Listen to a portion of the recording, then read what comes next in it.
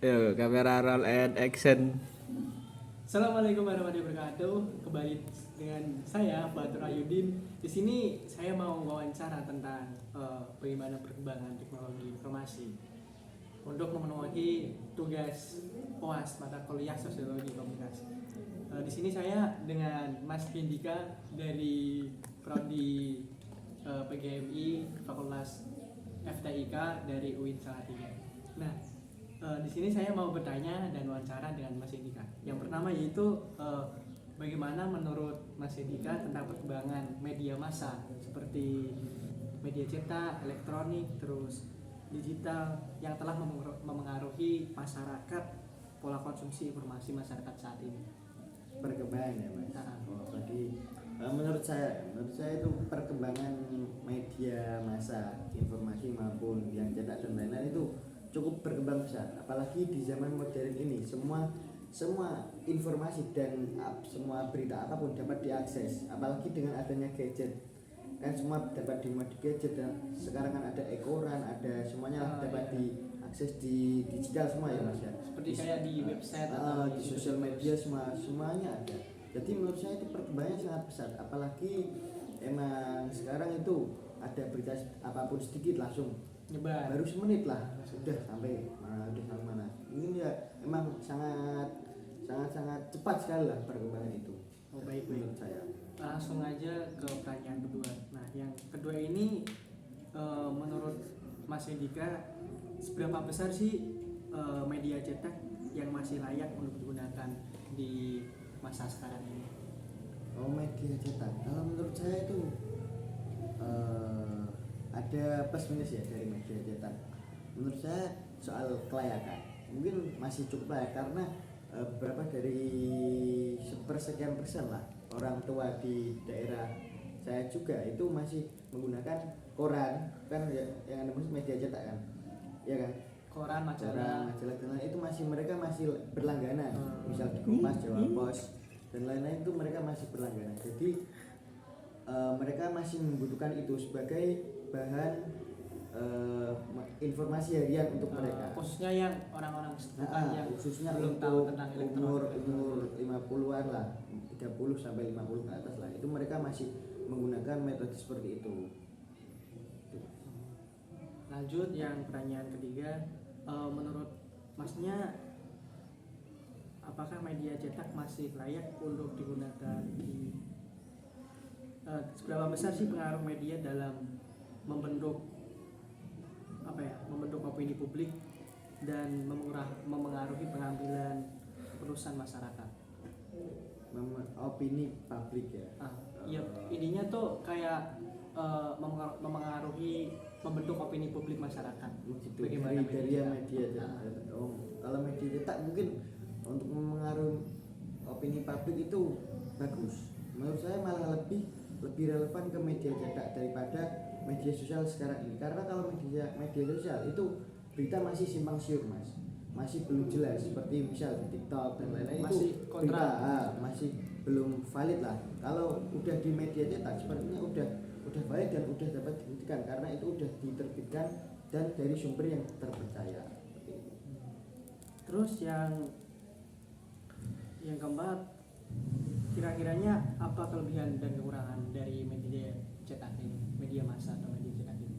Kalau media cetak itu dapat kita baca dan kita gunakan dengan nyaman, karena mungkin kalau media cetak kan dalam bentuk hard file ya, jadi kita baca bolak-balik dan lain-lain. Tapi kalau di HP misal e-koran dan lain-lain itu kan di HP, mungkin kalau menurut saya pribadi itu membaca terlalu lama di HP akan membuat mata perih dan itu kurang nyaman menurut saya. Jadi mungkin kelebihan media cetak itu dapat kita lihat secara fisik itu mungkin, tapi kalau kelemahannya kita harus berlangganan, kita harus membeli setiap harinya kan, itu terus kan juga kayak update-nya kan dari distribusinya kan agak lama juga. Tapi kalau di HP kan kita setiap waktu kita bisa membaca, setiap waktu kita bisa melihat semuanya di HP, itu cukup dengan HP saja kita bisa melihat. Nah, terus media yang Mas gunakan sampai sekarang, dan bagaimana Mas kenapa Mas menggunakan ini sampai sekarang? Media sosial. Enggak, maksudnya media cetak atau media massa atau media sosial? Sosial juga ya. Sosial mungkin yang paling sering digunakan itu WA. Karena WA mungkin yang paling simpel lah ya buat komunikasi, terus buat lihat story dari teman-teman. Terus selain WA untuk melihat berita itu saya lebih suka pakai IG. Karena mungkin di IG lebih kompleks, lebih kompleks dan lebih terarah menurut saya bagi saya. Kalau setelah IG baru ke TikTok, karena TikTok menurut saya terlalu random, update dan random. Ya benar, emang berita di TikTok sangat update sekali, cuman kevalitannya kurang dan terlalu random. Nah setelah itu saya baru mungkin setelah TikTok baru cross check di YouTube, lihat di YouTube ada cek berita apa aja, thread juga gitu. Ini ya yang paling saya suka ya di WA. Setelah WA itu ya IG itu. WA kan untuk komunikasi. Nah, terus menurut Masnya kan ada tuh media sosial. Nah, itu mudah banget diakses untuk pengguna di usia dini. Nah, Masnya bagaimana menanggapinya seperti kejadian itu? Anak-anak ya berarti ya, anak di bawah umur ya. Mungkin itu sudah menggapai, udah dapat mengakses. Itu emang udah sangat-sangat marak ya.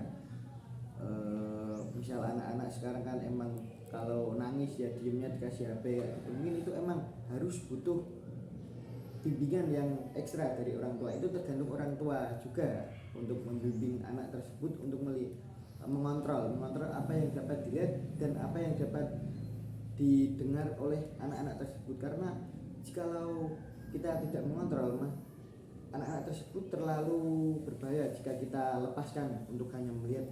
Soalnya kan di situ ada agak kurangnya filter di situ. Terus dari mata juga. Nah, emang harus perlu sekali bimbingan dari orang tua untuk mengatasi permasalahan. Ya apalagi kan sekarang banyak kayak game-game yang seperti FF.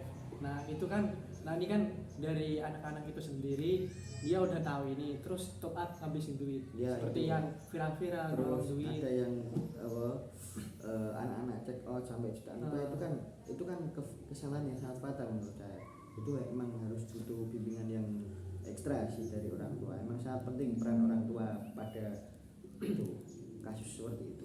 Terus kira-kira apa efek negatif dari media sosial ini dari untuk Anda ataupun mahasiswa atau masyarakatnya?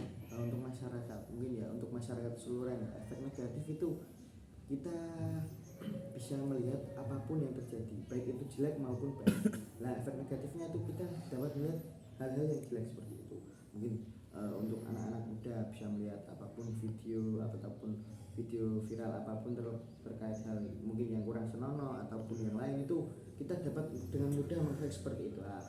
Bagi saya itu hal yang negatif. Dan juga untuk anak-anak itu hal yang sangat negatif karena mereka mungkin bisa melihat hal yang belum pernah mereka lihat seperti itu. Mungkin kalau untuk mahasiswa ya efek buruk juga banyak karena mungkin mahasiswa terlalu ketergantungan dengan gadget dan lain-lain juga ya, seperti itu. Nah, terus menurut Masnya bagaimana media sosial dapat memengaruhi perilaku atau psikis masyarakat khususnya mahasiswa? Soal perilaku mungkin juga sama seperti algoritma yang kita lihat juga, perilaku kita tergantung dengan tontonan kita kan seperti itu ya. Misalkan algoritma IG ataupun TikTok yang seharian kita lihat itu tentang kebaikan, mungkin kita akan juga misalkan kita setiap harinya melihat Gus Baha dan lain-lain, itu mungkin kita akan sedikit banyak lah mas mungkin akan meniru ataupun ya setidaknya pernah mendengarkan, kita bisa mengaplikasikan kan. Kita bisa mengaplikasikan hal-hal yang pernah kita dengar seperti itu. Nah kalau kita nggak pernah melihat hal yang negatif yang positif ya, itu mungkin kita juga emang harian lihatnya yang negatif terus itu mungkin kan itu kan mempengaruhi perilaku kita, akan menjadi malas dan lain-lain, akan menjadi pikiran kita mungkin overthinking dan lain-lain. Terus juga ataupun ada pikiran mau dilakuin atau ya seperti kasus yang bunuh diri dan lain-lain seperti itu, mungkin kan itu kan gara-gara terlalu sering melihat itu FYP terus FOMO dan lain-lain kan bisa menyebabkan seperti itu mas. Nah itu juga kan itu efek negatif juga. Itu juga kan apa ya, mengaruhi psikis. Pola Jadi pikir. pola pikirnya tuh agak lambat. Betul, betul. Ya seperti itu, Mas. Nah, yang selanjutnya bagaimana sih unggulan di media sosial ini merepresentasikan kehidupan nyata saat ini? Unggahan. Itu unggahan di media sosial merepresentasikan kehidupan nyata orang. Oh, Gimana? nah, menurut saya sih belum tentu sih unggahan yang beredar di media sosial seperti Mas saya mengunggah apa di media sosial itu belum tentu pasti dengan kehidupan nyata yang Anda alami. Sepertinya Soalnya udah banyak filter-filter yang masuk. karena kan Mas di media sosial kan banyak mungkin video dari orang lain, seperti misalnya kan yang diupload kan yang enak-enak aja Mas. Mungkin kalau yang nggak diupload kan ya mungkin kesehariannya susah dan lain, mungkin sih kurang nggak sinkron sih kalau di media sosial sama di keseharian. Karena menurut saya sih seperti itu kalau untuk masyarakat umum. Baik. Terus yang terakhir ini menurut Anda atau berikan pendapat Anda tentang filter-filter foto yang beredar saat ini. Oh, seperti yang digunakan cewek-cewek itu kayak gitu ya. Nah, itu gimana, Mas? Menurut saya sih itu cukup meresahkan ya, mungkin karena mungkin cewek yang kayak itu dengan itu jadi putih. dan Itu sangat menipu banget. iya, tapi